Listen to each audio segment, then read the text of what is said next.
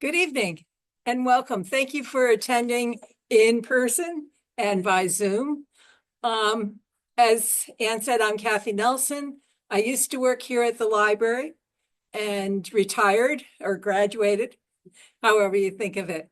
With me is Sallie Calliandri, who's president of the Berlin Historical Society and town historian, and she'll be chiming in with some commentary as well as audience members as well. If you have questions or additional information about houses as we cover them, just put it in the chat box and we'll do it at the end because technically we're learning. That's all there is to it. So I think that's it for introduction and we'll get going. Some of you may remember, in fact, how many of you were here in October when we did part 1 of Kensington? Most of you, okay. I'll just briefly review that. I guess it was 2024, 2022, somewhere in there. I did a massive house study looking at the 3 previous surveys of houses, putting them together, which was not easy, and then adding information as the Historical Society and others knew. The result was 5 volumes of notebooks. There's a copy of the notebook here in the library, also a copy at the museum. And it's house by house for any house built before 1899. So if it was built in 1900 or 1905, it's not part of this study. I had to cut it off somewhere. Part 2 of Kensington houses. And let's go on to the first slide. Other than thank you. Nope, hold on.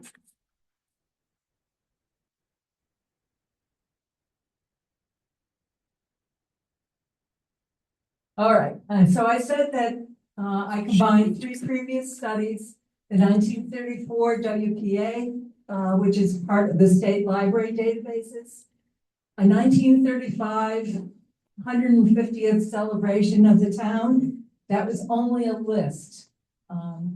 So it's helpful, but difficult to work with. 1985, the townwide survey that most people are familiar with. And then the town property database, which is online under the town hall. It's called the GIS Index. And I combined them all, and there we go. So please, as we're going through these houses, correct me. I don't know it all.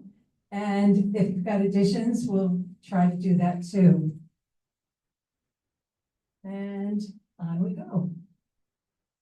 Oh, one of the things I thought would be helpful, actually, before we really get into this, is this database is also available online on the town, on the library website, that is.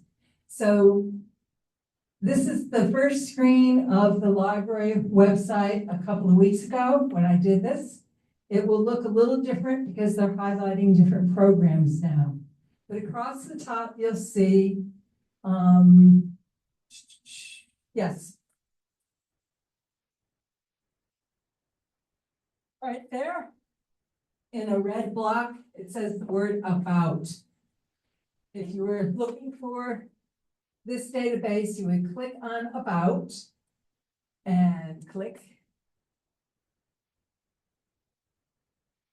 You didn't move. There we go. And you'll see that there are several things that are available. The third one down is the Berlin History Room. I know it's difficult to see on this. Do you want me to turn the lights down? Would that help you folks? Yeah. Okay, Yeah. thanks. I never think of It's that. hard to see.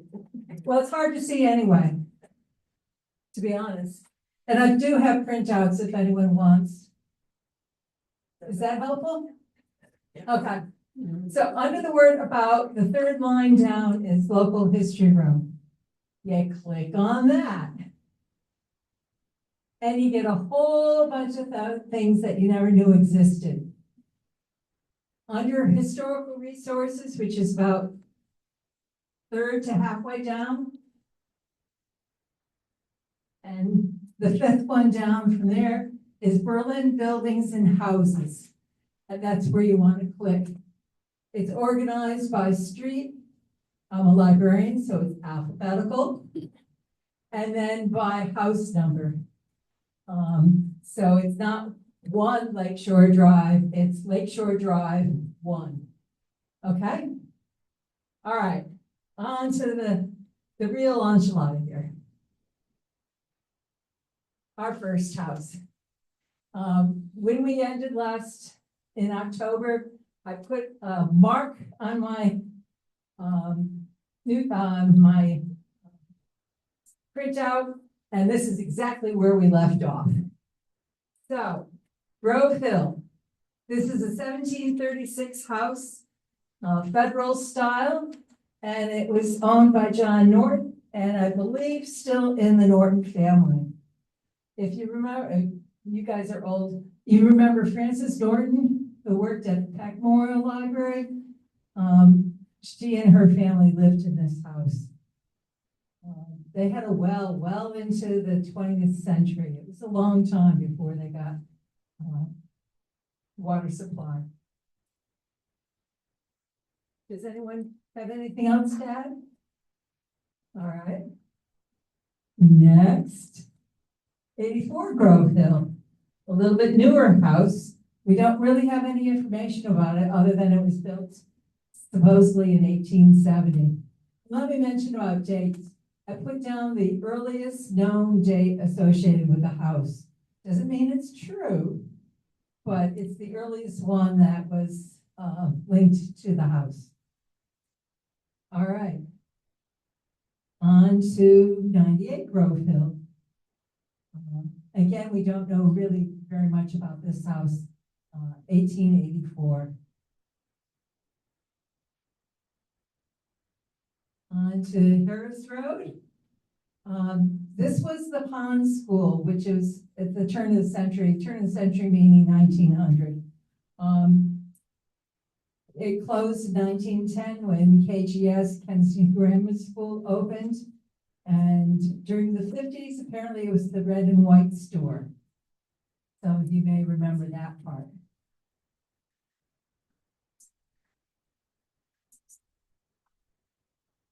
Alrighty. We're having technical things. Yes, we've heard from some people who are at home that they're not seeing what you all are seeing. So let me see if I That's can not good. fix that. So it was advancing here, but not. There we go. Hillcrest Avenue, 1816. Now it's not the red house that we're looking at. It's the brown tool shed or garage in the back. Because it's private property, I didn't walk down their driveway to get a better picture. You know, I probably could have knocked on the door, but I didn't. Apparently, this is Edward's Carriage Shop. That was it on the map? I think so. The 1855 map? I think it's on the 18. And it was moved to this location. It burned, it was rebuilt in 1844. It has quite a bit of history to it.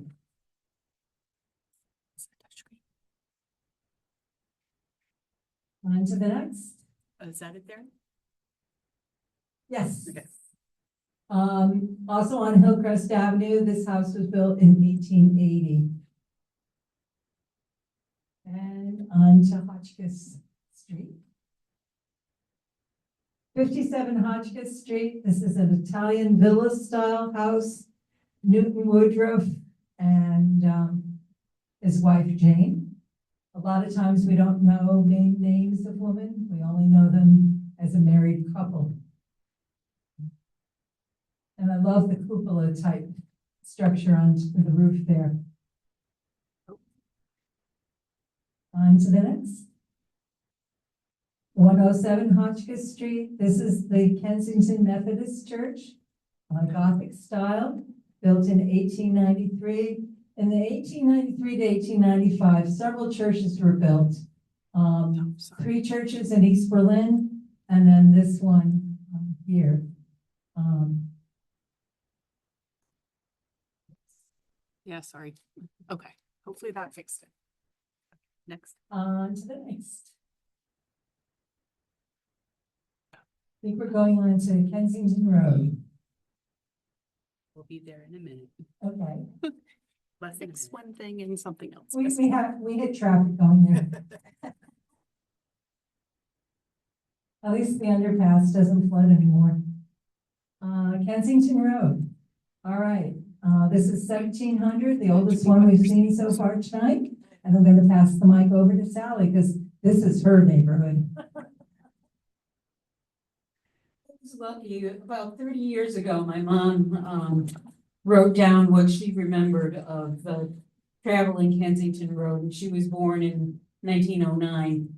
So, she always said that our family was the longest, I guess the longest residents of Kensington Road, because we literally bought the farm in 1908. So, and I don't know of anybody who's been there longer, but this house, I believe, was originally a Coles house. My mom said when she was younger, it belonged to the Cotton family, and one of the daughters married Robert Graham. I think it was Robert Graham. Anyway, John Graham was a first selectman back in the 1950s. And he was part of that family. And there's still descendants of the family that live in town. So, and that's all I can tell you about that house. But it's been around for a while. Next slide. I think we might have missed Ledge School. Yeah, we might have. Should be back Oh, one. sorry. Can we go back one? Though?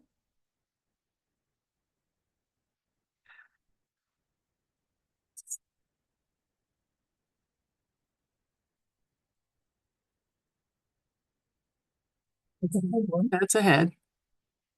There it is. All right, Ledge School, most people are familiar with. Right. The original Ledge School was built somewhere around 1790. I'm not quite sure which, but this is apparently the third building on the site. There are stories that there was a cornerstone from the second building that was housed at KGS. I don't remember it.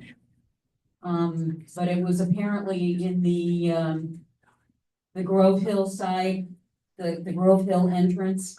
And I have no idea what happened to it. I'm hoping somebody, but we had the Manafort brothers look for it when they were tearing it down and they couldn't find it. So I'm hoping that somebody has it stashed somewhere and it'll surface sometime in the next couple 100 years. So you never know. There, I know my mom went here for 1 year. My sister went here for 3. My husband went here for 3. And I think there were other family members who went here too, but it was basically a 2-room schoolhouse and it housed the 3 grades. So anybody go to Ledge School? My mother did, and my sister. Okay, all right. Okay, let's move on to 360. Okay, she just walked away. That's not going. and it needs a paint job. All right, I have to go get Ian. This was supposed to be working. It's not advancing for you? No, then she just left. Oh, there we go. Yeah. Oh, all right. Is this the right one? Yeah, You're 360, yeah, 360. I don't know a lot about this house, but it was owned by Kosiski, at least in the 40s and 50s. I was just saying, Miriam, that the yellow house, the Zerotnis lived in, Oh, and then Siskis lived in this house. right. Because they were 2 of my uncles. Okay, all right, that's cool. Yeah, I'm not sure, the date of 1829 is probably an approximation. It's had a lot of work done on it, so it doesn't look anything like it probably originally did. But let's go on to the next one. And this is 532. It's been a Christophic house for a long time. Eddie Christophic lived there in the 50s when I was young. Back in, yeah, I'm not sure when they took it over, but it's roughly 1785. There was a Jared Cole who lived there sometime in the 19th century, and he was there for quite some time. I don't know other people who lived there. So let's go on. And 580 Kensington Road, built by John Dunham and Lucy Tryon. This was for a long time owned by the Nelligan family. They owned it from the late 19th century into, like, I think Miss Nelligan passed away sometime in the 1950s or 60s. I think her name was Annie Nelligan. And then for a while, it was actually owned by a Morse family, and I'm not sure if they were related to my family. My maiden name is Morse. But they were there for a little while, I think, in the 60s. And that's it. And I don't, yeah, the Nelligans were there for quite some time, the longest that I know. Okay. This one has a story. 680 Kensington Road was built by Asa Coles, and he was a Revolutionary War soldier. He built another house that was also used to be Kensington Road, but now it's on Niles Court. We'll get to that one at some point. But it was owned, it was in the Coles family up until the middle of the 19th century, and then the Cornwell family owned it for quite some time into the 1930s or early 1940s, when it was bought by the Peto family. And I think it's still owned by the Petos. They have over 100 acres of land with that still. And I know it's at some point recently, they thought it might be developed into housing, but so far that hasn't happened, and I hope it never does. I think it's one of the last intact farms in the town. So anybody have any stories about it? No? Okay. Alrighty, let's move on. This is another interesting house. 756. This to me will always be the Munson farm. Because that's who owned it when I was a child and growing up. It was built originally around 1800 by Gideon Williams. Gideon Williams was a child who was born in Wethersfield and was adopted around 1740-ish by Nathan Cole and his wife.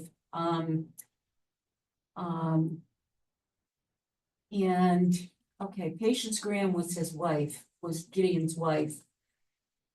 His family owned it until the early 19th century. Sometime around 1820, Philip Norton bought it, and let's see, Philip Norton was not a Revolutionary War soldier, but he was, his father was. And his father was Samuel Norton, whose father was Jedediah Norton, who lived on Worthington Ridge. Anyway, Philip Norton's daughter, what was her name? She was Marjorie Moore's mother, and I can't think of what her name is. It's totally escaping her. But It'll come back to me. yeah, I'll, 3 o'clock in the morning, I'll remember it. You can still see I think that's the barn behind it. I remember that barn as being red. It's now, the house is now a 3-family house, and it's been that way for quite some time. But, it was, when it was originally a 1-family house, it must have been spectacular. I've been inside, but not for a long time. And as he said, his granddaughter was Marjorie Moore Right, yeah. Okay, Also, all right, let's move it. across the street. Okay, this house, I don't know a heck of a lot about, I should. 769, it was built around 1878.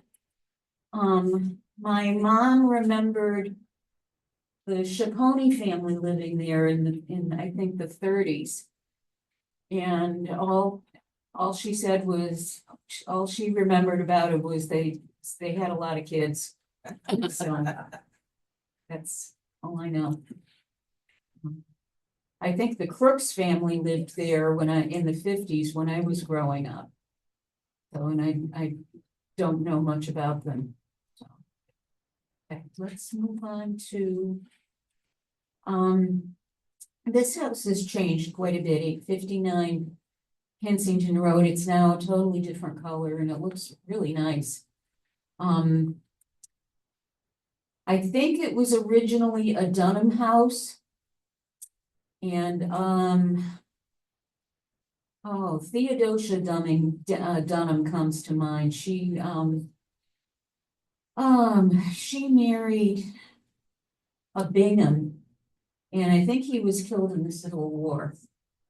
So, when I was a child in the 50s, the Benderutis family lived there. And I'm not sure who lives there now. But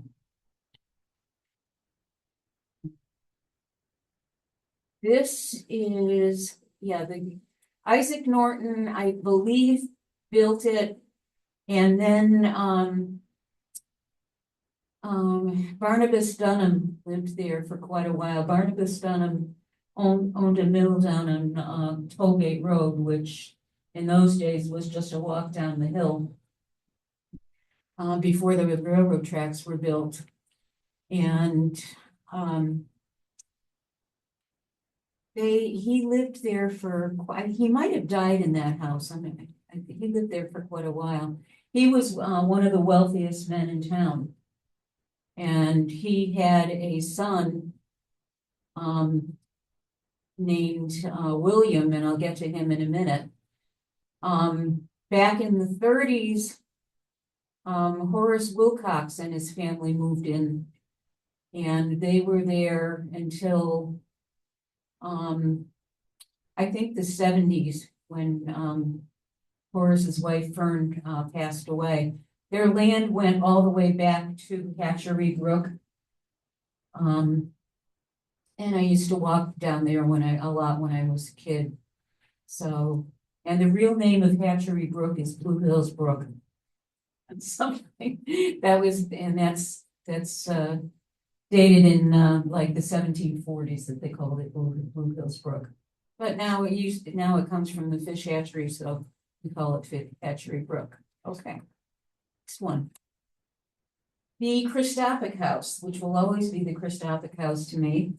The Christophics still live there, and they have lived there since the 1920s.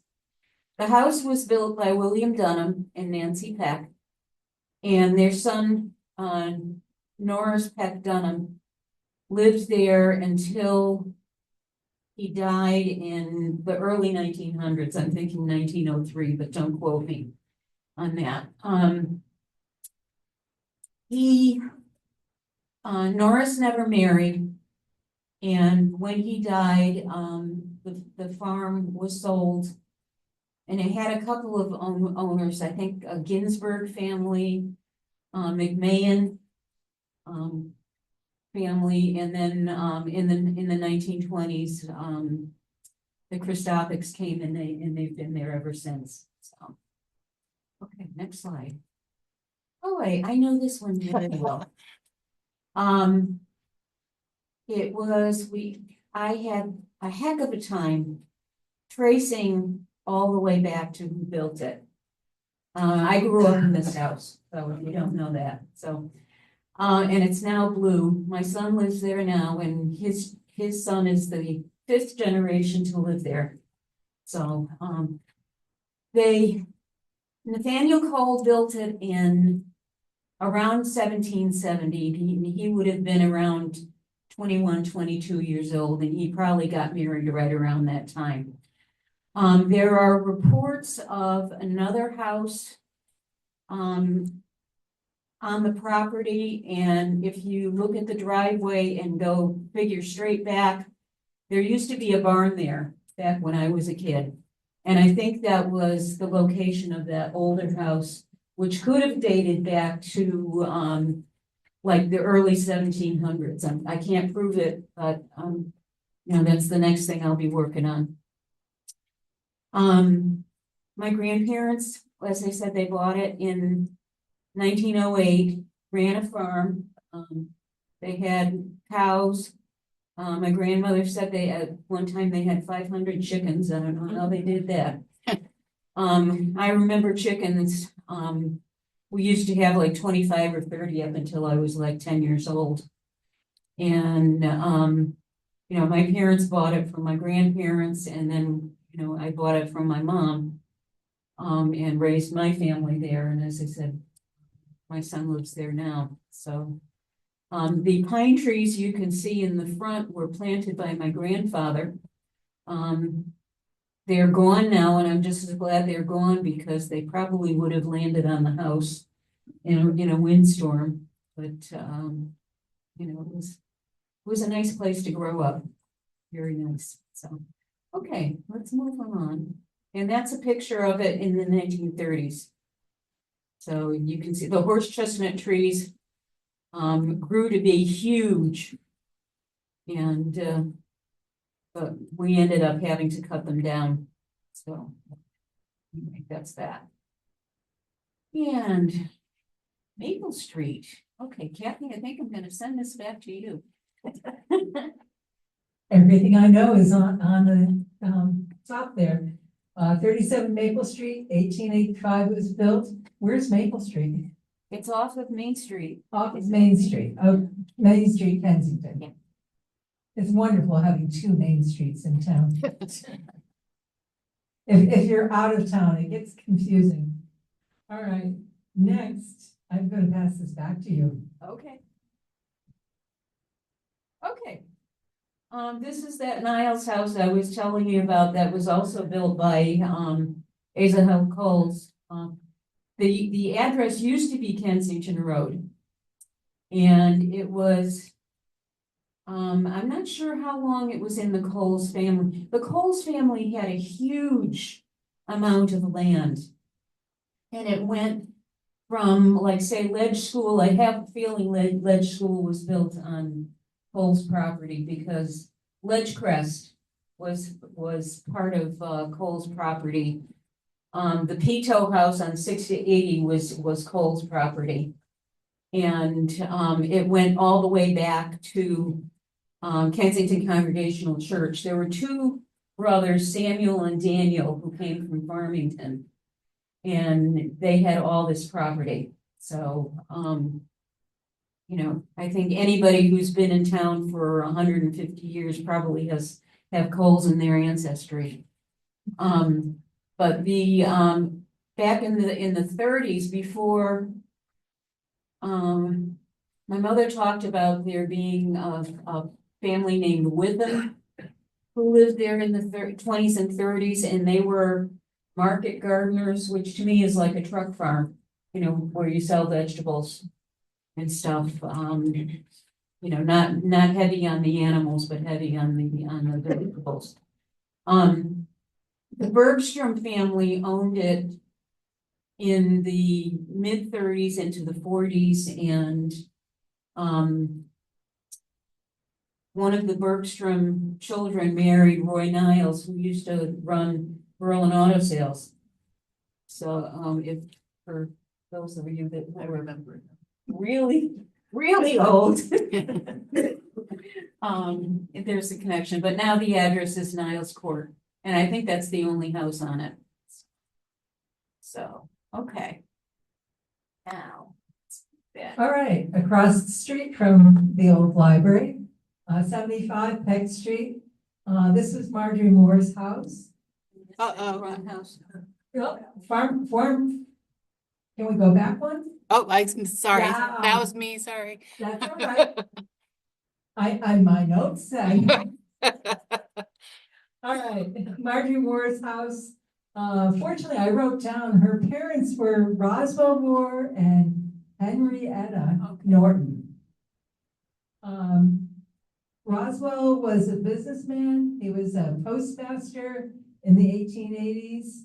And I think that's probably when they moved to this house, because they had lived on High Road next to the Stone House, which is Nelson Augusta Moore's house. And Roswell and Nelson were brothers. Marjorie Moore was a teacher. She was the first postmistress. She took over when her father died. And she was also a librarian at the Peck Library. And as many of you know, she left an endowment for Kensington nonprofit organizations, which the town still benefits today. And they've kind of broadened out the word Kensington. Ready? All right. Now we move to Farmington Avenue. It's an interesting road. It starts at the New Britain line and it ends at Worthington Ridge. So there's a lot of history to this road. Never mind the houses. This one is 1771, a colonial with federal features. William Kelsey was a Revolutionary War soldier and his wife, Dorothy Goodwin.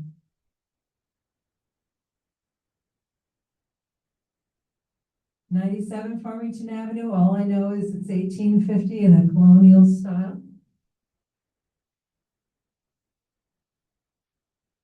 And this is 1771, the salt box style. You can see the sloped roof in the back. George Hooker owned, and I believe built it, and it's now the Hungerford Center. Going down the street, 462 Farmington Avenue. This house was built in the 1880s. And we haven't talked much about the Nortons. They were another large landowner. There's some houses on Chamberlain Highway that are Norton. Grove Hill, there was a Norton house. And here we are. This is almost across the street from Grove Hill, isn't it? Yeah, that neighborhood anyway. Walking distance. Yeah. This is another Norton house, 1788 revival style.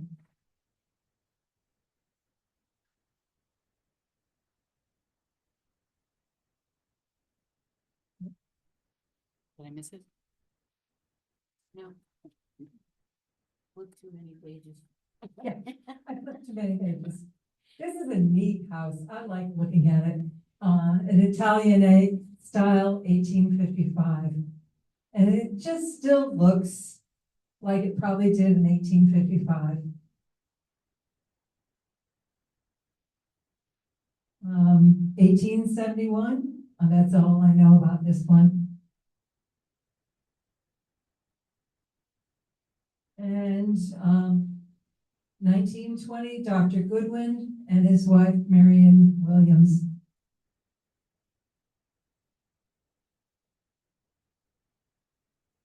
1875.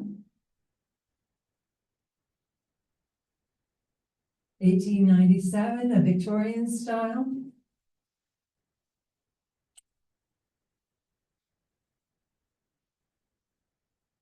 This house has some history, or building has some history to it.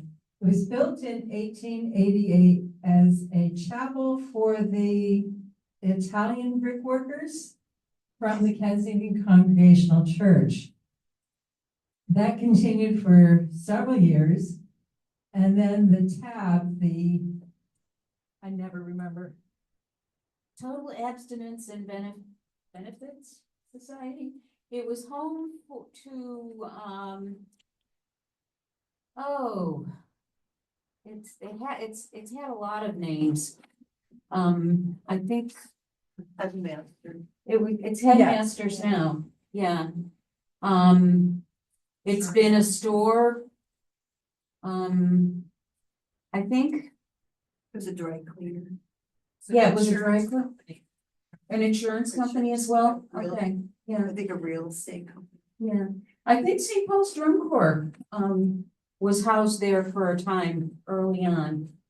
In, you know, in its early days. I know they were established in 1909, and I'm not sure when that would have been, but I think, don't quote me.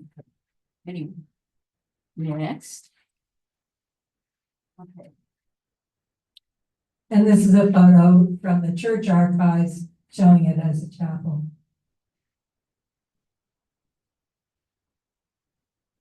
Now we're getting into some of the more commercial buildings. This is actually built in 1880.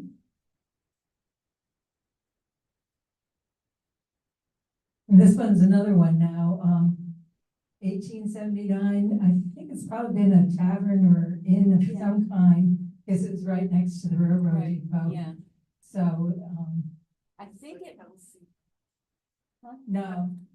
no, I think, no, this was, I think it was Kelly Tavern. If any, yeah, if anybody remembers the Kelly sisters that lived across from St. Paul's Church. That was their father ran this tavern, I'm pretty sure. okay. And the, Kelsey House Motel Inn Kilby. was where Kelly. Jerry, Kelly, Yeah, was where Dairy Queen. that was the Yes. Kilby Kilby, House. Kilby House, sorry.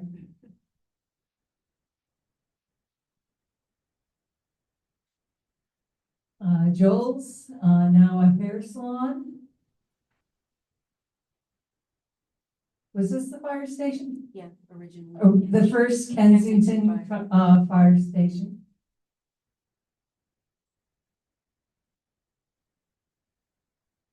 $18.90. This has generated some interest when we've talked about it in previous programs. It was built in 1875 by the brothers Augustine and Ralph Wooding. They made a fortune making dog collars and later harness furnishings and saddles. In 1896, they built I believe, the railroad dam to supply water for the trains. There's some thought that this was an observatory tower to watch the trains. Some thought that it was tall to dry out hoses. We don't know why it's the odd tower in the back, but it generates a lot of interest.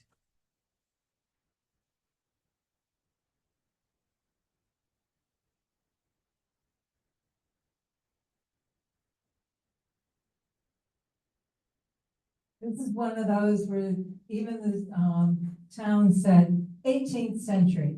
They cropped, anytime in those 100 years. And Lebanix, 1860 it began, and it was, they had a railroad spur behind it so that they could get the animal feed and so on directly from the railroad cars. Kind of neat. And now it's the bike shop, I think.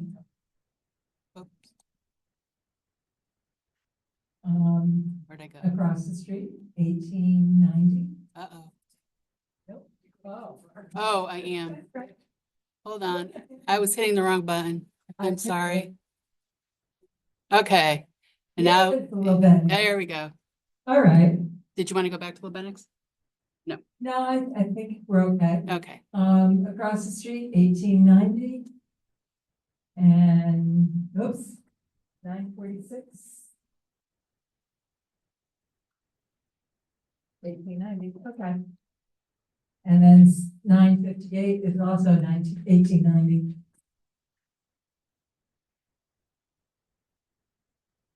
And continuing on down the street,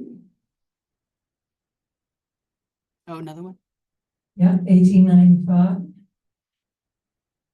And Kensington Market. Now, when I did this program first, I was confused, and I've seen it in print, so I know where my confusion came from. This was built in 1923 as Victory Market, and I've forgotten the date now when Kensington Market took over it. It was on the Berlin Fair grounds property, but the headquarters for the Berlin Fair, original fair, was pretty much adjacent to it in Foresters Hall, which no longer exists. And the confusion was, we thought Foresters Hall was Victory Market, and I've since learned that they were two different buildings. See, I do learn. All righty. Yep. Turn the page. Me or you? 1875.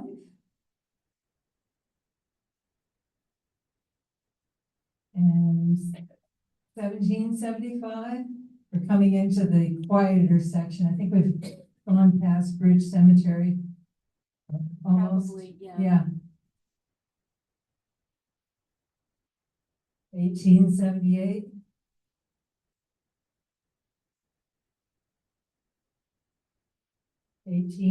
This is one of the older houses. And the former Grange opened in 1910. The Berlin Grange was a post-Civil War organization for farmers and making America appreciate the farming agricultural roots. The library, the museum has a display about the Grange. If you haven't seen it, it's well worth it. And then in the 1990s, it became the Worthington School for preschoolers, and now it is a charter school, I believe.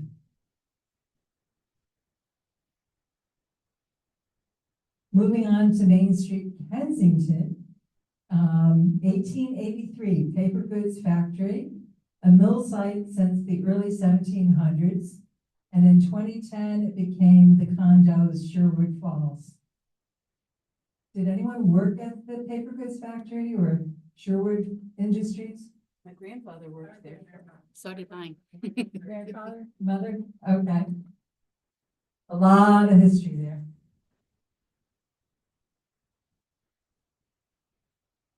'55 Main Street, 1886.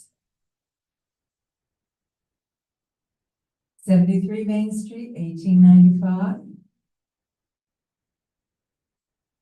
Now, these two adjacent houses are interesting. St. Paul's Church was originally in this location, and the first priest, Reverend Luke Daly, was an Irish immigrant, and he built these two houses. And so they still exist today, although I don't think they're church property anymore. So 80 Main Street and 88 Main Street. The original St. Paul's Church was in what's now the part of the parking lot for the condos at Sherwood Falls, so. All right. 96 Main Street, that it's built in 1875 and is now the Berlin Funeral Home.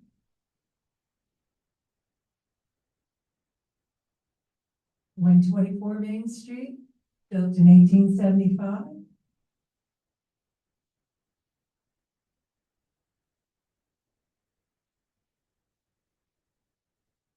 And 130 Main Street.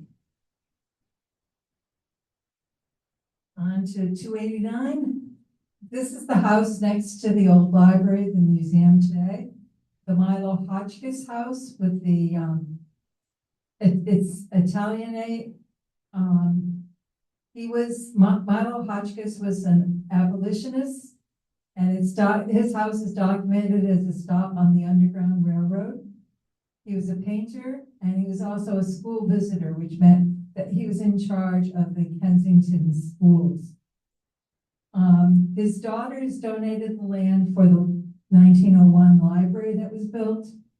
And Marjorie Moore bought some land that became her bird sanctuary. And she bought the land from the Hotchkiss sisters. And of course, the library, now museum, was built in 1901 with money donated by Henry Hart Peck, who grew up in town, in memory of his parents. In 1963, the addition was made to the library, and then in 1989, we moved to this building, and it wasn't until 1993 that the Historical Society took over the building and opened the museum. And an old picture of the 1901 building. 306 Main Street was built in 1890. And now we move to New Britain Road. Originally, there was a road called Beach Swamp Road, which was the main drag to New Britain. I think just a hair's throw from this road. No, it was actually the same road. Oh, the same road? Yeah. Okay. And if you read the New Britain Herald in the 1914s and 15s, it seemed to be always a muddy road. Beach Swan? Beach Swamp for a reason. It was tough going. But anyway, Prentice Place, today is the condos. The Prentice Zipper Company, the first zippers invented. Before that, it was buttons or overlapping fabric. Well before Velcro. The factory went from 1904 to 1982. Lots and lots of patents and made Prentice a lot of money. He lived on Worthington Ridge, of course.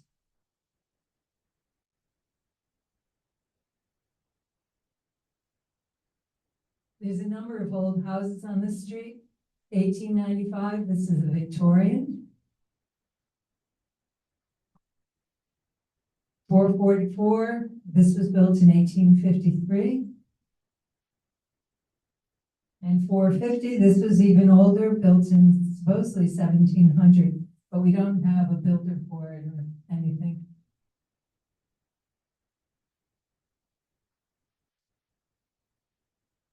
This is New Britain Road there, 1690, supposedly built. Colonial, but it's the rear of the building that I believe is the old part of the structure. Built by Joseph Langton and his wife Susanna Root, and the Langton family owned it until the early 1900s. Then Dr. Roger Griswold and his family moved in, and they were there until I think the 50s and 60s. Quite a while. So I think it's unique that up until like say 1960-ish, there were only two families that lived there. So that's quite a legacy. Now it's a dentist's office.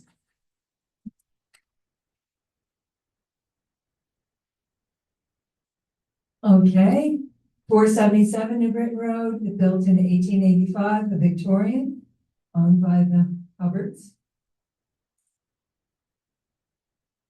488, 1890, Willis Upson had a grocery store and post office, and his wife Clara Warner. And wasn't this a senior center at one point for the town? Yep. And Upson Corners is something that you hear sometimes on some of the old documentation and all, and that's this intersection of Farmington Avenue and New Britain Road.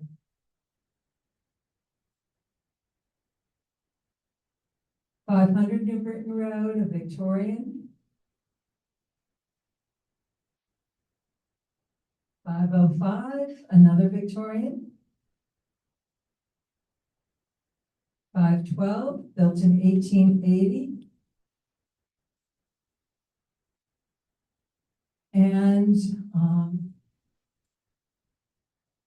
526, 1872. And today it's a real estate. I'm not sure. It's a business of some kind. Any questions or comments from the audience in front of me? All right, Leslie, anything from our Okay. friends in Okay, can you, Zoomland? I'll take a check, ask people if, put it in the Q&A if If they, anyone has a Q&A on the Zoom side of the world, this is your opportunity. We do have copies of Hidden in Plain Sight here. This was written by me, but the Historical Society has made it available. I thought of this as sort of the Cliff Note version of my 5 notebooks. If you're taking a walk or driving around town, you want to see where the old houses are, this is a great reference tool for you, I think. It's $30 because there's so much color to the pages. Are these houses you shown in that? Yeah. Oh, Pretty much it's one house I missed, but not in tonight's program. High Road, somehow I missed a house there. But yeah, pretty much, and what the slide says is in this as well, as little or as much as I know. When you get to Worthington Ridge, we know a lot more about those houses because Catherine North lived there. And so her book of the history of Berlin has a lot of details. And so those pages are, you know, far more information than some of the other houses. Also, I think the next slide, Leslie, if we can do it. okay. Let's see. Get like As the next series of programs that I'm doing. suddenly it's not advancing. I know, I think it's the first Tuesday in May. We're at the Senior Center. A couple of years ago, actually in 2020, we did a study of the first woman voters here in town. And someone requested that we do a program about that. And so that'll be 1 o'clock at the Senior Center. And it should be I think it's going to be a lot of fun. Hopefully you will too. There's no program here at the library because they're booked pretty solid. In June, Sallie and I are hoping to talk about schools, both the ones you attended as well as the school names. Who are these schools named for? Very brief synopsis of that. And that will be at the Senior Center and here at the library. And then in July, a similar kind of setup where we're going to talk about the Moores. Marjorie Moore, Nelson Augustus Moore, a couple of the other Moore family members. And I'm hoping that we'll have slides of some of Nelson Augusta Moore's paintings that were set here in town. So we kind of look at them from the late 1800s and, you know, see how much we can recognize and all. So hopefully that will be also an interesting program. And then I'm on hiatus, hoping to be traveling along California. So I won't be doing anything more this year. There's some things coming up for the Historical Society. I know their annual meeting is in June. Of course, the fair with their exhibits and so on there. So stay tuned and we'll keep you updated.